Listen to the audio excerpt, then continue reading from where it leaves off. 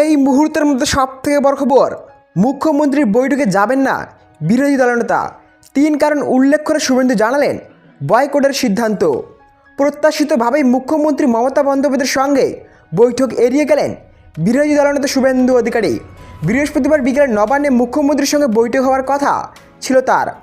রাজ্যের মানবাধিকার কমিশনের সদস্যের নাম ঠিক করতে এই বৈঠকে যোগদানের জন্য নবান্ন থেকে আক্রমণ গিয়েছিল বিরোধী দলনেতার দপ্তরে।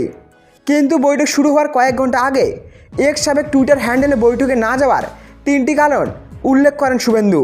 বৈঠকে যোগদান না করার কারণ হিসেবে 3টি বিষয়ের কথা উল্লেখ করেছেন নন্দীগ্রামের বিধায়ক। প্রথম কারণ হিসেবে জানানো হয়েছে, ওই বৈঠক আসলে লোক দেখানোর মতো বিষয়, কারণ ওখানে নিজেদের পছন্দ মতো ব্যক্তিকে বসানোর সিদ্ধান্ত আগেই নেওয়া হয়েছে। যাদের মধ্যে বেছে নেওয়ার কাজ হবে সেই তালিকায় রয়েছেন মাত্র 3 জন।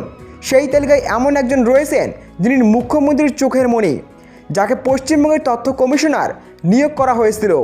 এবার তাকে পুনর্বাসন দিয়ে রাজ্যের মানবাধিকার কমিশনের চেয়ারম্যান পদে বসানো হচ্ছে।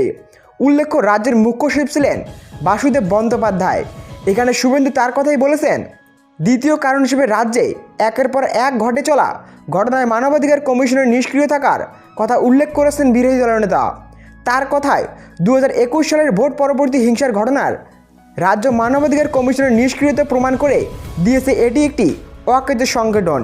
এছাড়া বকটুই গণহত্যা, এগরার বোমা বিস্ফোরণ, জয়নগরের ঘটনা এবং পঞ্চায়েত নির্বাচনে হিংসার ঘটনায় রাজ্য সরকারকে সন্তুষ্ট করার জন্যই কাজ করেছে রাজ্য কমিশন। এমনই মন্তব্য করেছেন বিরোধী দলনেতা। তৃতীয় কারণ হিসেবে তিনি লিখেছেন, রাজ্য মানবাধিকার কমিশন গভীর ঘুমে আচ্ছন্ন। সরকারকে যখন কোনো দৃষ্টিভঙ্গি তৈরি করতে হয় তখন সরকারের হয়ে কাজ করতে তাদের নামানো হয়। এমনই সব অভিযোগ করে পশ্চিমবঙ্গ মানবাধিকার কমিশনকে সরকারের হাতের পুতুল বলে আক্রমণ শানিয়েছেন বিরোধী দলনেতা। এই 3 কারণ উল্লেখ করে মুখ্যমন্ত্রীর সঙ্গে বৈঠক বয়কট করবেন বলে জানিয়েছেন শুভেন্দু। গত 2.5 বছরে মুখ্যমন্ত্রীর সঙ্গে মুখোমুখি কোনো বৈঠকে বসেনি শুভেন্দু। যতবার এই ধরনের কোনো বৈঠকে তাকে আমন্ত্রণ জানানো হয়েছে তখনই সেই বৈঠক এড়িয়েছেন বিরোধী দলনেতা। এবারের বৈঠকে একই পন্থা অবলম্বন করলেন তিনি।